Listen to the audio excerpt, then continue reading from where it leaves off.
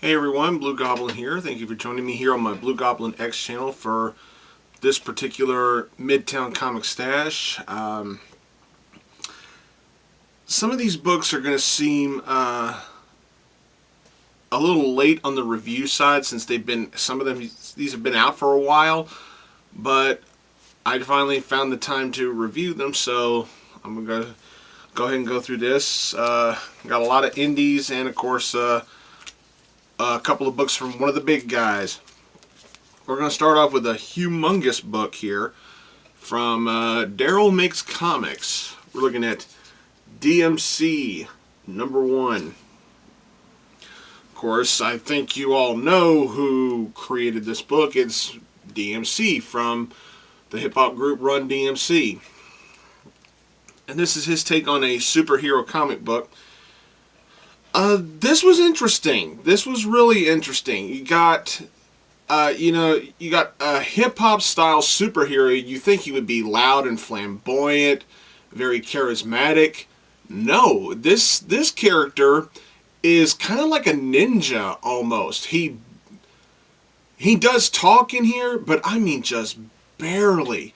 He barely has any dialogue in here. When he's fighting, he doesn't make any hi-ya noises or anything like that. He's a silent fighter who's a vigilante. Nobody knows who he is. He's got this mystique about him. And some of the stuff I saw in here had some really dated looking characters. So it's like, I think some of this may have taken place in the 80s, when Run DMC was at their biggest. But that doesn't mean the book was bad. I thought the book was actually really good. I thought the storytelling was good. I thought the artwork was really well done, really well put together. And I was kind of surprised that the DMC didn't go with the predictable, stereotypical route of a hip-hop style superhero, that he would be charismatic and be very loud. And I kind of appreciate the fact that he went against the grain and decided to make this character a kind of a silent, ninjetic fighter, and I really, really liked that. I thought this was really well handled. And it's a large freaking book, too. It is a large book. So if you pick this up, be prepared to read your ass off. This was a large book, and I thought it was really well done. We're going on to Dark Horse. We're looking at issue #1 of Resurrectionists. I'm going to go ahead and say right now, I don't like the title. I don't like the name of this series. We're only one issue in. This doesn't feel like a resurrection style storyline. If I was given the premise, I say, okay, we're going to tell you this story. And if I was the head of Dark Horse, I would say, don't call it Resurrectionists. Call it Reincarnations, because that's what this is. It's about a reincarnated person. There is a difference between a resurrection and a reincarnation. A reincarnation is somebody currently living who had a previous life as someone else, whereas a resurrection usually means a person dies and that same person who died is brought back to life. There is a big difference, and I kind of think Dark Horse kind of missed the ball on naming this series, but it's not bad. We got a skilled thief who had a previous life as an Egyptian soldier, Egyptian citizen, and everything like that. And he's also seeing other reincarnations, and he's seeing flashes of his previous life. All the while, he just so happens to be stealing an ancient Egyptian artifact, the Book of the Dead.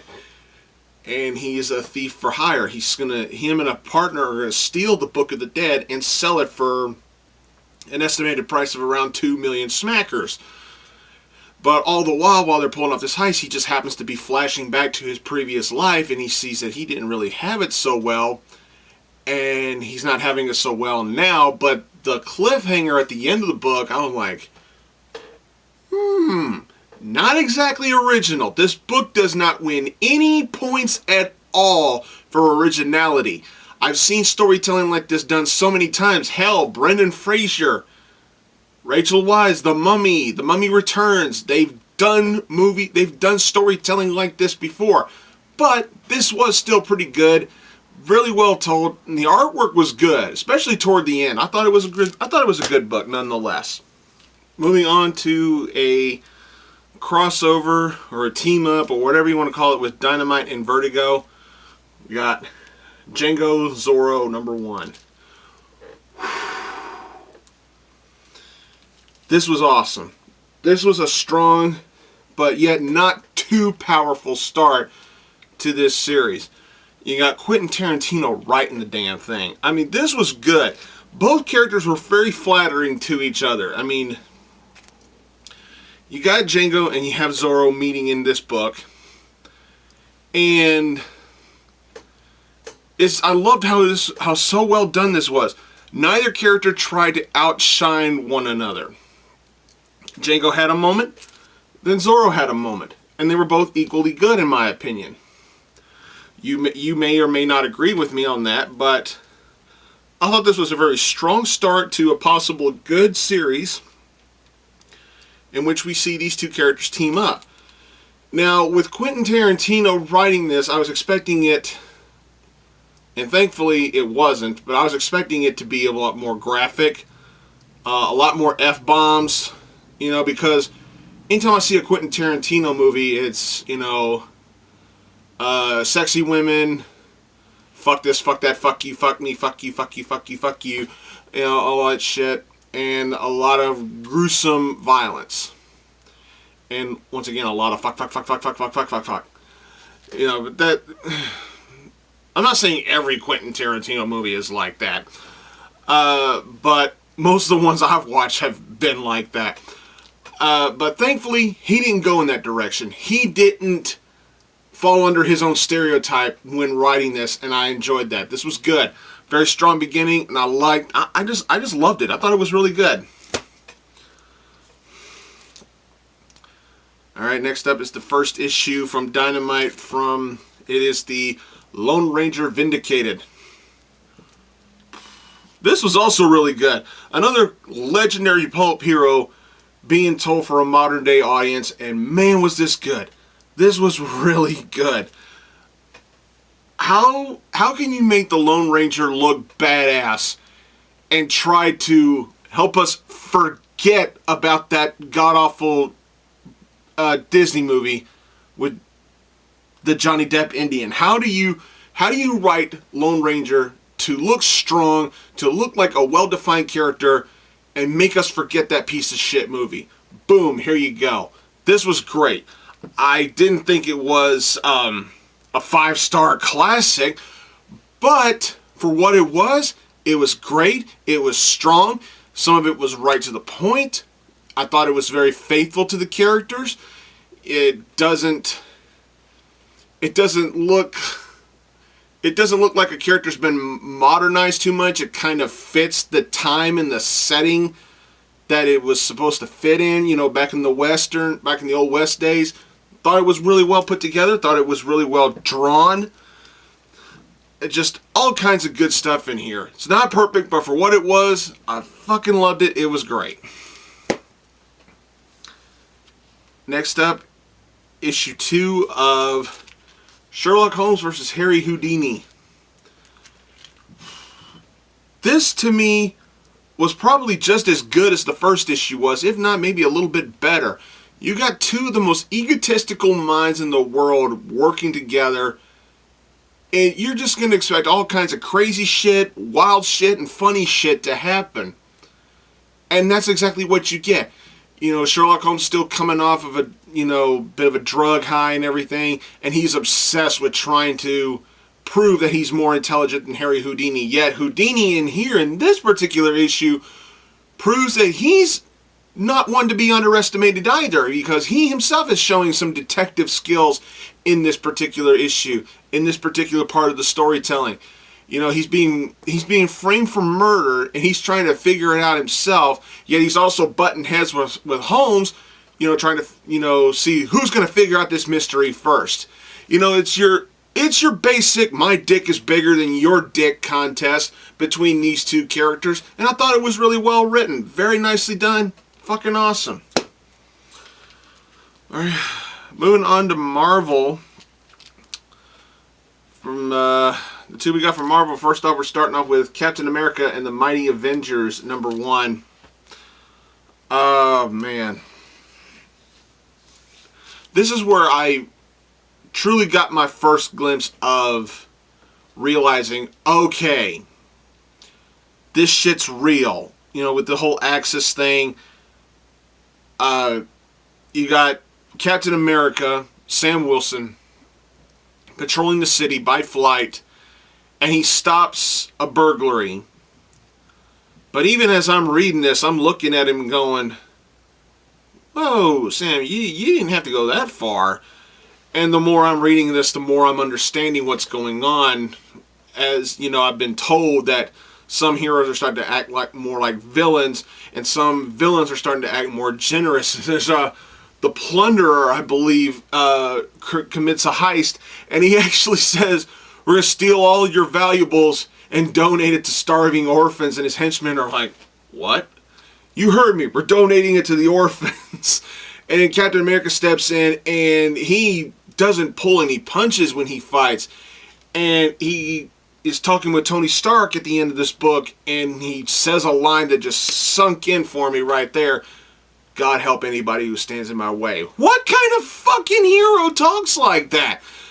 And I was like, okay, I get it now. Not to mention the monumentally funny scene between Luke Cage and Spider-Man in here. This was awesome. A really good start, and huge on the what factor, you know, when it comes to this kind of storytelling. Really good.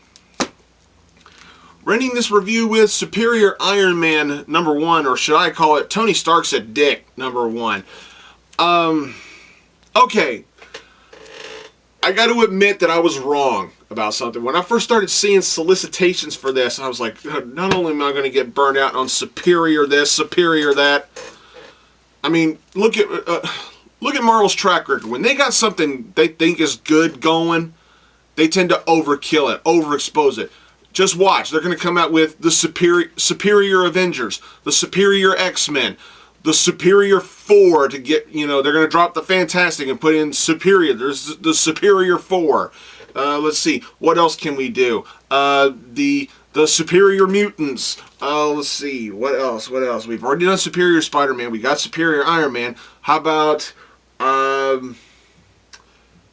Superior Alpha Flight or whatever? They're just going to throw Superior over everything. Now, if I'm wrong about that, then I'm wrong. But I will admit I was wrong about something.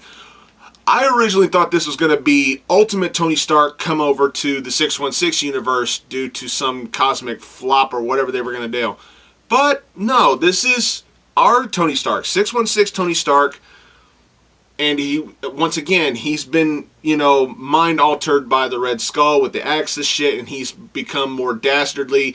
And let's just face it, he's gone far beyond douchebag. I mean, he's a flat-out dick in this issue. He swoops over San Francisco, and he activates an extremist formula that makes everybody feel good, makes everybody feel young, makes everybody feel beautiful and everything. But here's where the dick move comes in.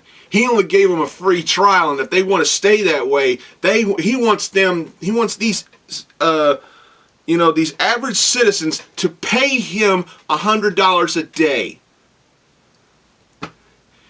It's like, if he were to do something like that to me, I'd tell him, suck it, Stark. You know, it's just, wow. And he's all the eerie grins that I see from him in this issue. Not to mention, Pepper Potts has a strong character in here. But it's the shit that Tony does in here, and I'm like, what the fuck are you doing, Tony?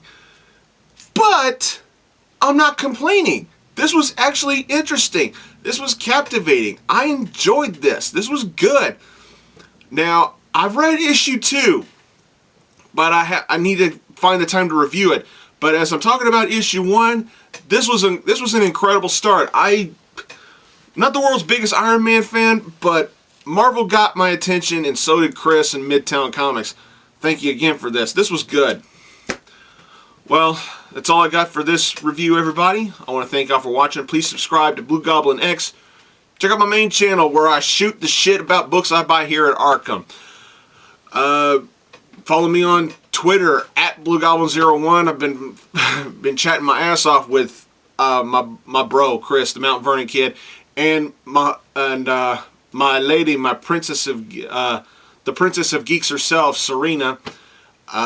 Check her out at Princess of Geeks. She's pretty fucking awesome. Don't forget me and my baby, my world, my princess, my love, my girlfriend Jennifer. We're still doing stuff for Arkham Asylum Studio. We need to find something to talk about. And don't forget, follow me on Tumblr and follow me on Pinterest. Give my bro some love, the TheMtVernonKid. Give him some love. Thanks again for watching, everybody. I am Groot, and I'll see y'all later.